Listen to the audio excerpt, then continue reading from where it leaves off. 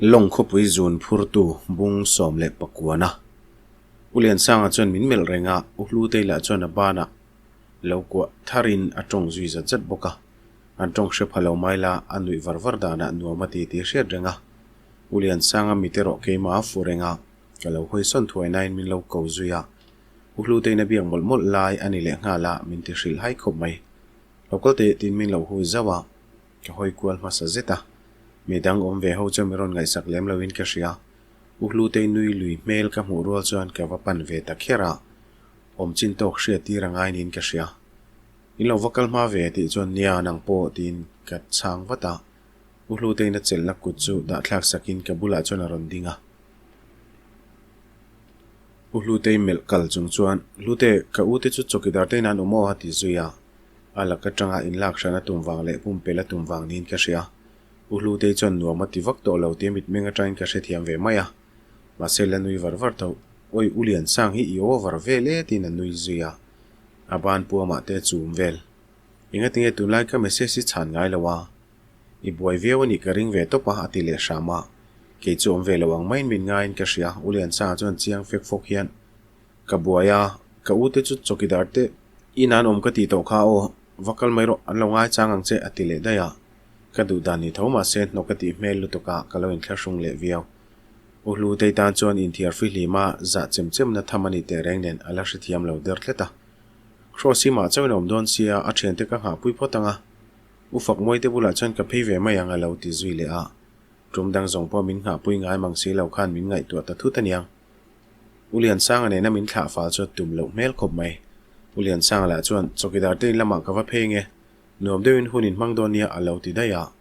kamit mei venga uhlu te pe hela tum ve na salu tuk chu kaloma chuti rual chona che dan pe hela tum dan te chon kan we ti zadeu tlata nui zain sum chau join an pani chon ka clear dop top hi ni ber ulian sang ber chok kal ta dai sia uhlu te po chon nuam mati ta big lo nia za zela min nui ringota azak ro ve thawin karing I thian te chu ano thleng harang e mati chon thleng tre pang kalo ti ve maya ngoi rengin min nga puya a in chir ve khopang ulian sang la cho kal dai to mai boxia chokidar ten lam cho wa hoile thina amit mei na la zui sham ani mel anu ni tenen hian heta tang chawa in ria hi ni taro ati chan ka bungata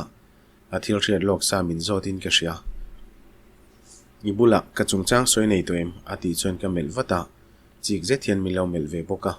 o ka lo ti mi a ka ti lau thong ve shim cha ka ni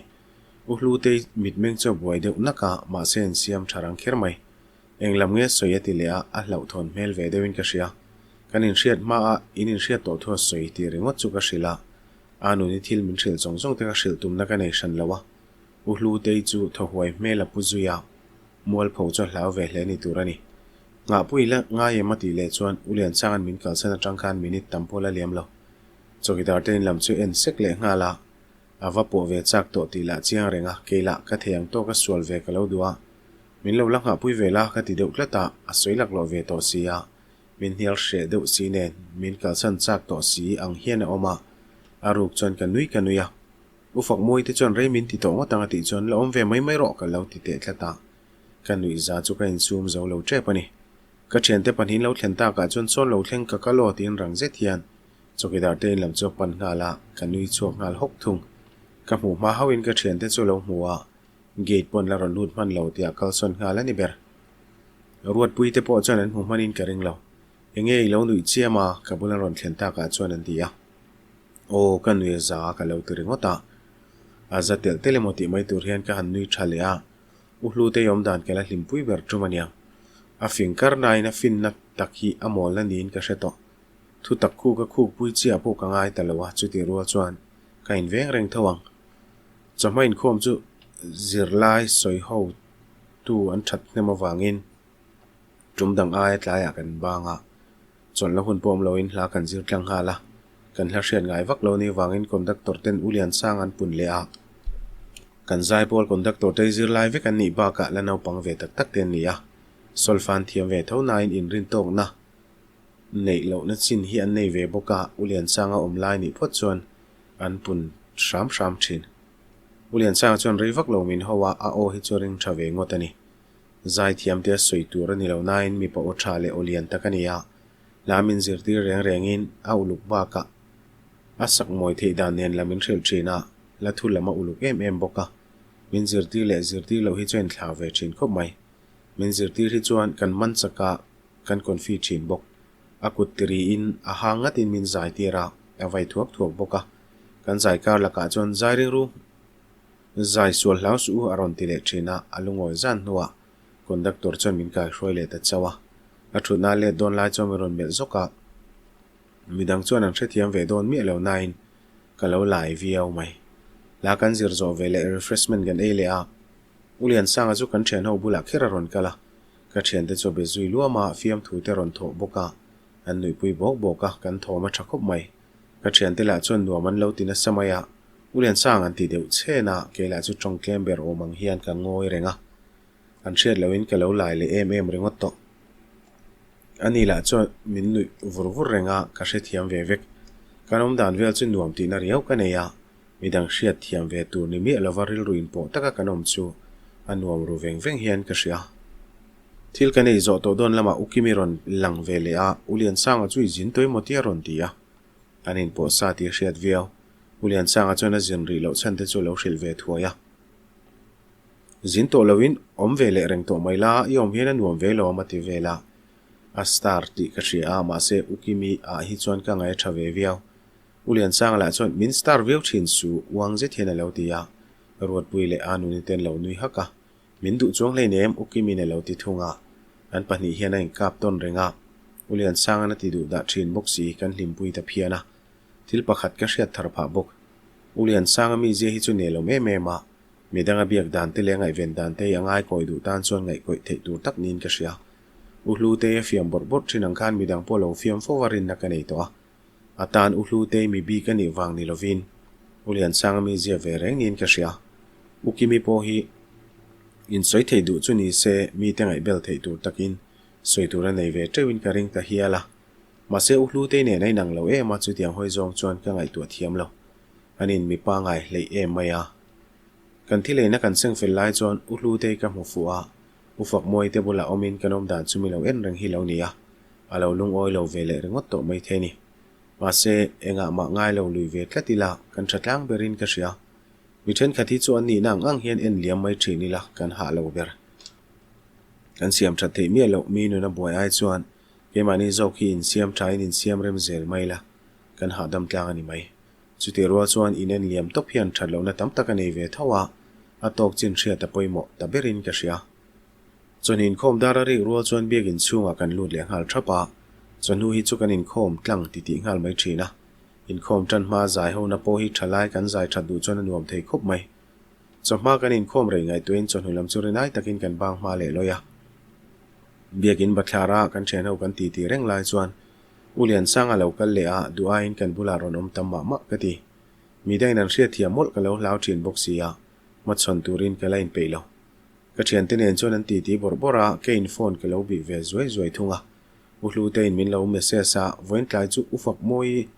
min ron thla don ania ati chuan ka lo lom rovio mai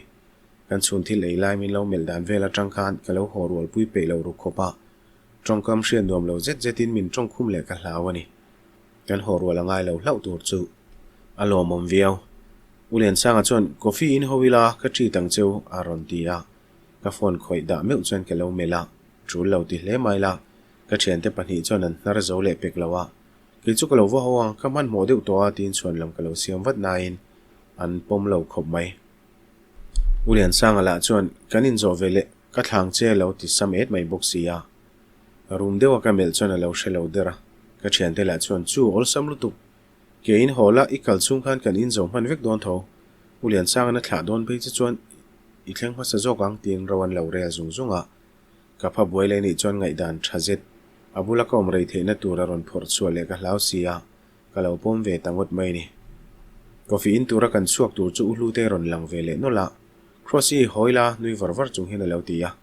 kan bula ron thleng chop chil hal mai boka nang ni point ho to do nim ni ti in ka thian te chu bezui le a an nanu ni chuan ulian sang tenen coffee kan in ho don alo ti maka ulian sang a soitel kher chu ti elatum ve deuh nin ka hria ulu te chuan animo avano mom ve crossin en chuan kalo wa ho ma mayang ti miron chel ngal wata chin loka khan ufak moi ne lo thla tur thu kha soisia an thul le ta nge mi lo mu wangin mi ron zui vele top ti po hria thiam har anu ni chuan cross po tel ve don idu le lo wa homai ro alo ti le maka ruat pui chuan mit me lo kapina kor tlang alo pota buaina lian zo ka chu ka lo wangin ka lo wa homai ang ka ti taringota ulian sanga ka mel chuan mi lo mel verenga alom lo mel ka mu hal zat bok kan kal hal mai ang chu ka ti line u hlu te chuan dule coffee po chu in hoila ni mai lo mala ma tho buka kan hong hal de te chuan ka ko sang chang do ne mai ati hluaya aronin soilu te ni bere ulian sanga lung kan ti oilo palang om zani je thian aron ti le khera mit menga ka lo khap vat lai chuan anui har hara ka thian te po chuan an thiam che lo ten mela lang ulian sangan kalang u ati ta ka chuan kan zui vele mai boka uhlu te chu tong ha zat zata chuan hin khom chung chang soin a hlok pui thu te soi hluta anu ni fu zan to lo bok nen ruat pui chu ngoi da ka uhlu te tong kan ngai thla vek ani bere coffee dora chuan kan in zui luta ulian sangan order of siam line uhlu te chuan ulian sang ke chu shet kha o lo ti lang langa engma soi lo in ulian sang chu bu ngata om zanei zetin ruat pui le anu ni te chuan lo in mel khal boka an ei thot lo ani ber hian ka ria ulian sang chu train ne lo let le wata kan coffee tu chu kan ma zona theu ron dain a chips ron lak te chu kheng hal mol mola uhlu te in tur ron lak ve mai lo wang chuan ka lo zota coffee in du lawa thingpuan siam me ka lo ti thave mai boka uhlu te chuan coffee hi chu ka in thei thlot lo kha ka ti tlat peka ulian sang po hin makati ni o atia ulian sang ne nei riat chian lan tir vel chu nuam ati mel khop ke ai fe in an lo in thre chiang to a ka dem shan lo ulian sang an kamit me aveng lu tuk chu ka in thiam lo lek lek zoka azalen lo riau hian ka ria ma semin ngai poimo zia ka riat pa enge mo kong zong tak hian kalom ro veng veng mai kan coffee in chung zong chon uhlu tei bok thil soi tu ni le a ruat puina khat moi to kin lo zom ve zeu zeu boka kan bo rok chelu tuk tur ve nan ke lo tong ve le zeu zel boka ulian sanga po puitling berani na ria in bo rok dang om lawang mai na fiam thu le borbora om ho na na chon uhlu tei po ape hel reng thei bik lawa kalungoi lem lo tia hrethiam ve poni ma na pa ngai takin om zuya kan bo rok chu azang taphiana ma se uhlu tei chuan adara nel je thiana beng le thak chena anui warfal thei khop mai dora tanga kan suat thleng chon ulian sanga zara kan ki tha renga kan hodan tur kan soi chon ulian sangan ka thla vek don cheunia lo tia midang zong in kan hniala uhlu te pek chon ulian sang anin thla hrung mai mai ni hi in thla hrun na turom lo in thla tir vekangu alo ti fashana engang bo ruak hi nge mo hi big ni kan ti top to mi pa ngai dan chon hria thiam hun to viawa sin mole ulian sang apo chu lo tang lak lo bok nen engma har sam lo lokal ro ti na motor da na lama min kalpuya uhlu te ne zui ngal thar ta ka chon kan zui vele mai boka anu ni chuan ruat puinen kan hria tok lek tor hian cross wang chawin kan chuang veang a thla don wang che coffee in rot tlat kha kan ni boxia ti sa sa a uhlu te nen chaw min thla thlam lawan local ve tu chu kalom viau ulian sangan motor ron la chuak che chu sit ma uhlu te chung hal thara ulian sangan en chon kan in mel vata kan ril roin hlat lo viawin karing han khap ngot chi ni silawa anunin anunga thu hawangu halo ti ve bok ne na nuwa chon kan thian pathum chon kan thuwa uhlu te po sit ma thuina tong le zat zat to a ulian sa chon dar helang tai mi ron mel le zau thina ama ber hi ka khongai to uhlu te ka ngai thei lo ti a sheveran sia kan boi chan ber po khani boka atanom thiam harngotang ka thian te pani kan thla ma sa a kan hostel len hostel kal kong he nang lova kan thla zo vele biakin lama let le in kan hostel pan chon kan tlan le parpara kan pathum chaw kan om ta ka chon bo ro kan i deu chur main ka ria kalak lo kwal vel vek to ni ulian sang la chon min mel seka lungoi lo na ka nei mi lo nain nuam ka ti hau lo thunga ulu tein ulian sang chu pro sin en in chanchin ka lo hre to a ka lo lom tok pati chon ka lo ip choya ulian sang an min lo mel ngal vat bok ulu te ka hril thu kha kala hril lawa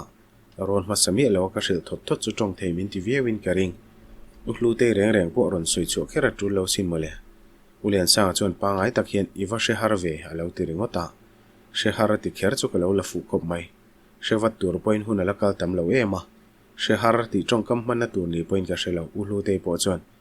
ala rei lo em kha o alo ti ve boka a tong ni ve lutuk chu ka lo nui lo chaw ulian sang ala chon ka du na rei to thunga lo ma lo ti sam eta ulu te a hnial dang ve tlat in te thei e maya ulu te chon ati taringota nel taka biak le borbora tlak tlum le tum nin ka sia ulian sangai ka ring tok to a loin bete reng poni sengai thatlo na tur ka hre to lo cross lui tha mo ron ti daya tha e ka lo ti ve maya a soi tur sheloin min ron biak ve ngei du ani in ka sia uhlu te tong zat zat lai chon la play han daya tuna takhi chuan keima ai mai na ngai thei lo to zok in ka sia kan hostel kan thlen rol chuan kan chu ma main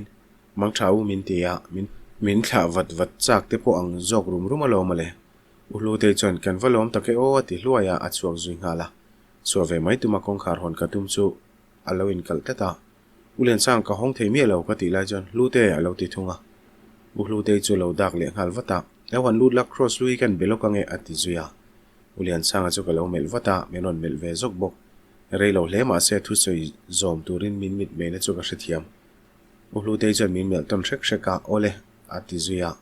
ngai that mel zan lo chon min kal san ve ta shama min ngai tu wang ni lowin la thil hriat ve chak wang ba ka ni lawang ulian sang chon ama lo thula tin motor kong khar lok chu engemaw hi met zuya ain hong khapa uhlu te kha kal liam han trok ania min la ron en zui reng karina wangin ka chuk ngam lawa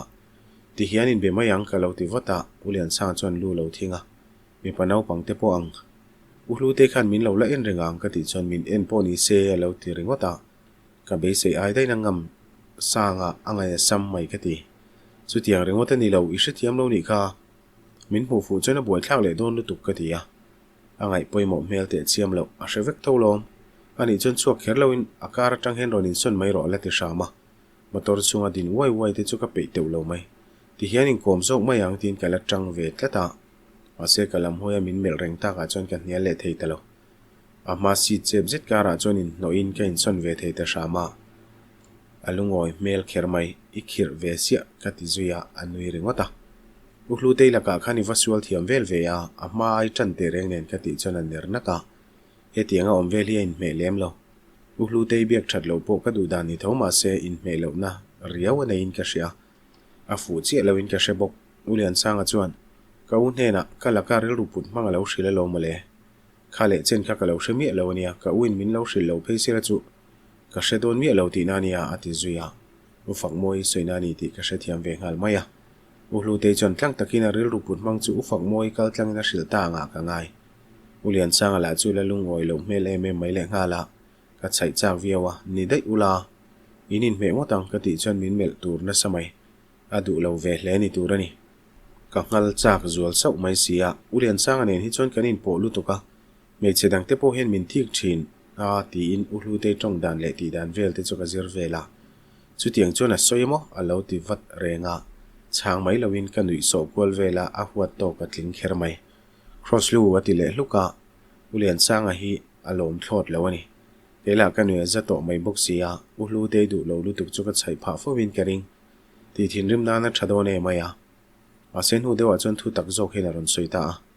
nawang tak taka ka lo entry na wang khan kala ka khatiang ril ru pu thei tura ka lo ngai ngai lawa midang in min dem te po hian ka pompui wanga phalo ni lawin ala ka ril ru koi ka putlo lutuk wang zokin ka lo pho boi pe ngai lawa ka enda na wangin min endan ka lo mu thiam lawa ka win ni zana min thil tir phei chon mak ka tilutuk awang e mokati zoka pase lo thu tak le hi lo nia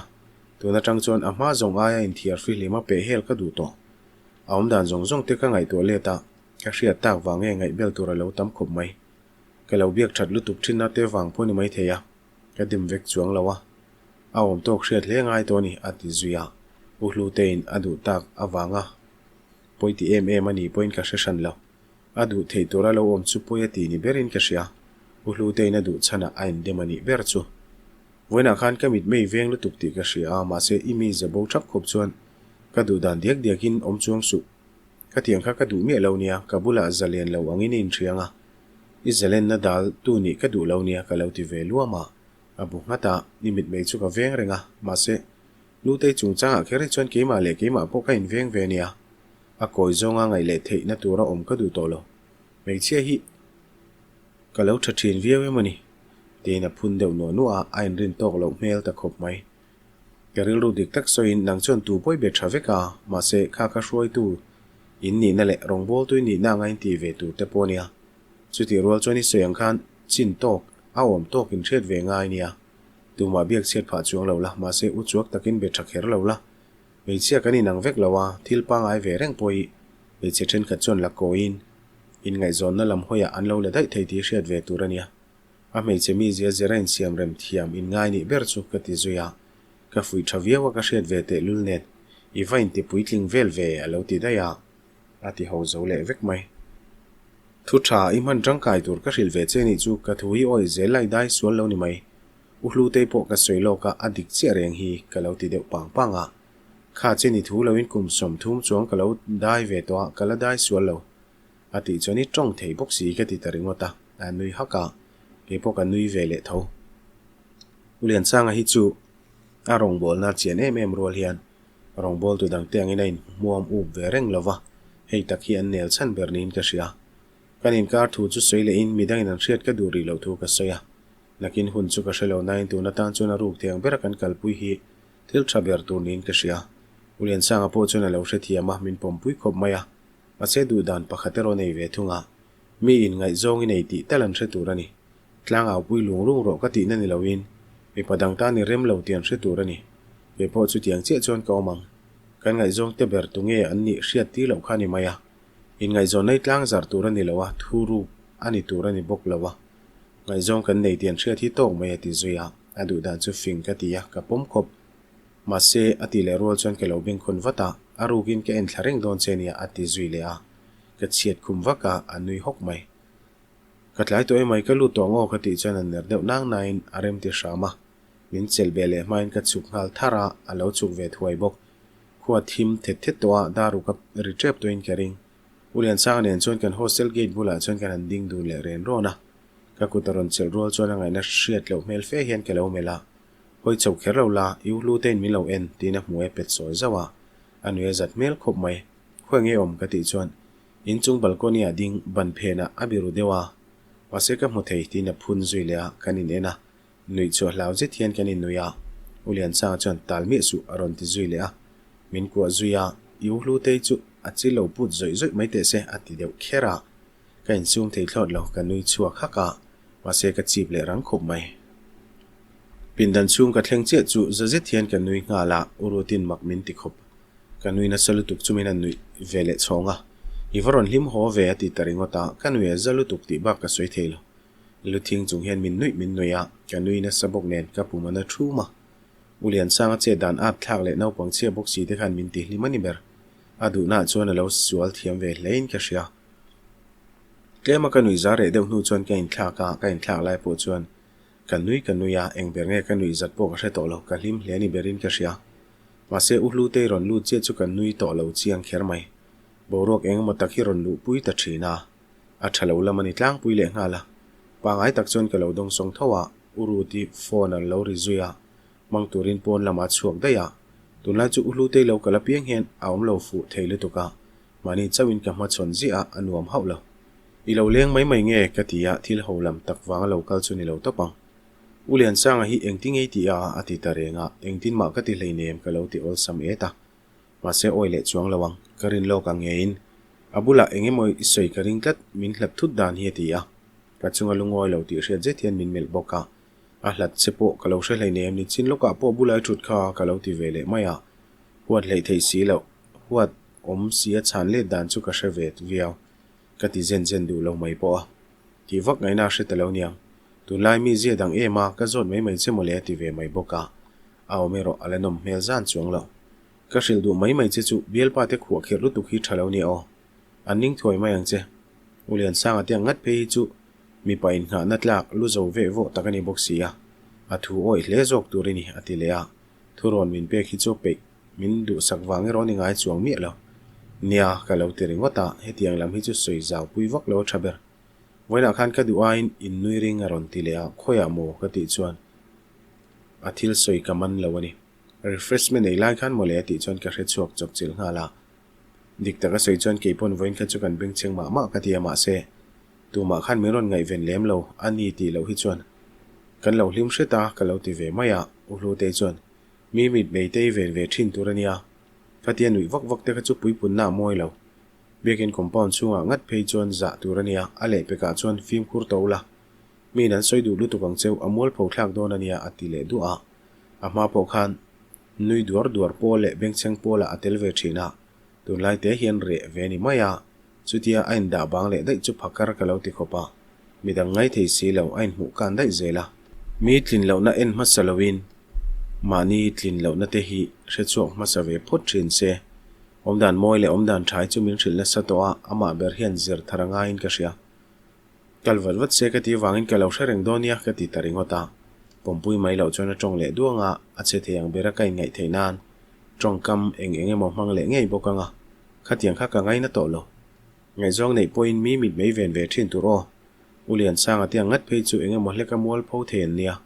event pui hle ngai don nia alati shama ole kalauti toy deuh taka indu sakwanga soyanga po ka ngai chuang lo uru ti lo lu le ta ka chon soizom to lo in thil danga soita da ya ami zen thak ne so lutuk le en siam rem zum zum te hi mak ka ti thin uru ti kor ho di le a anin hai shep nu adu zonga muta shama thadeu na in ho ti le ta kha ka kora ron mel tel lo chu ka lo lom khopa ati mel hem le mote khani anga ka phal to lo lungoi deu kan pin da na ta chu ta ka chon ka ha dam sot mai uru ti nen chon in lo chung chang buk kan soi dun le a ka thian te khan min lo bi a du chon kar le tang kan in son lu theyang tun thlan lu manan pe vek to thowa athlonin kanom ri theidon ti na nia ma se thlale lo in choni du pon poi ka ti chuang lawa ti a kan in son don ro ni chon tun thla in son po chu ka poi ti shan lo thlara kan in son chau chon hostel fee min pek ti tho karinga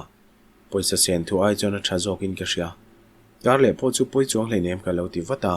ma se kanu le pa te shil vele phot chon nga yang ani chon in chu mu ro mo vel tu ri tho tan nia en du ni la irem changa ngem uru ti chon lo ti ya tha ka ti thu ka shila I boy don chon ke ma point ke en thei thawa ma se in chung ma mo tur veli ka hre thiam ve vak lawa ti nan nui ha ka ani ka ring ama a boy pui tur chon ngai tom dewang tho tan nia chon kan en dun donia ka chung te po ka lo shil nga exang e poisa hi kan thoang ka lo ti wata a poisa kan man thei thu soi tho ma se ka du big lawa ka nial ve tleta a lo tang ve tlet box sie to pa chuan ka poisa mang photila a tru le min pele mai donia ti ve tange nge a chutiang chon kan in siam rem tangota motura kan in bo sei line ulian sangan min lo kola kalak rual chon le khai wazir re ron ti a dar som pan hi lo ri trep to ka zir zo huna bele turin min ti khania ulu te lo kal bok nen uru ti nen kan ti zui le ta box sia kala phone mai man lova le kha pe chu ka zir mu mal man ta lo mut fel huna biak karel ru mek lai min lo kola ni ber kalau be man trep che ka ti chon tu nai la buaya mo a lo ti shama ai ka man to lo biak che ka tum lai tak ka ti vele a imo to mo ti chon mu don che ka lo ti vele maya nak tu ka zin na tu rain pu cha na vel te chu mi ron thil luama ka hre thiam ve vak lo nain tha takin ke lo ngai thlak saka kan hriat china in thlau mai sia ti pui tak phatur chuan ka in zer ve fe nga nge yang ka thu soi hre thiam lo ve ngot su ti mi ron fiama kalau chan ve lo chu chuan I soi tui lo phanga sin nui chung hian ka lo ti ya thila hre thei le lu tu khi ra pom zo abi gin ka chung chang ngat phei chu min lo bel chiang in min chik na saman om hi ka tia min hriat thiam pha reng bokin ka ria kadam do in chuak ani na kanom lai ve la ron soi chu ta ka chuan in lo chung chang kala soi pui me lo ti ka hre chuaka ka soi che chu lo rem ti vak lo ma se in role ro tum lem lo mei chia ve ni sia in ngai to mangai a ti ya uru ti soi manga security chu thavia win ka ria senso how tak lo jok don box sia ka lo rem ti ve maya ti in kan hostel fee an san thu tele ka chung te pon rem min ti pui to thu te chu ka shila na nuwa chuan poilo ka lo rim thei to chenga thajo ka ngai mai anga ti ve ta shama local zina tum hel khop mai nak tu ka zin mai to turani wangin kan in beration lawa akal hun tur te ron soya ka lo tong trai puyang che te chu ka ti ve boka ka ngai ngotang che ati chuan ka lai le ngal der mai dikta ka soi chuan ke point ka ngai don heta point kanin motam thei lawa kanin hu na chu biakin ani deuh maya ni tam line ngai zong lo mai la kanin po viawin ka ria in ngai zong ti tong kam chuan kenwe ti zale nu noa kanin me lo ka ti zinga minon be masalea ina tanga chu to thu whatsapp atangin minon rila kluang dewin le ka lo ti ve maya college kal turin ka in siam ve ngala hostel gate bula dina te point milo hak le wang to voini leng in min soi sale don ani hi ulian sanga chu ni leng in a re zui thunga a boy tu thu soi lokin zana ba ka man lo tu thu min hril sa shrim shrim kha ni a ka be station lo na chungin ka lunga leng dewa angai om vung vung khop mai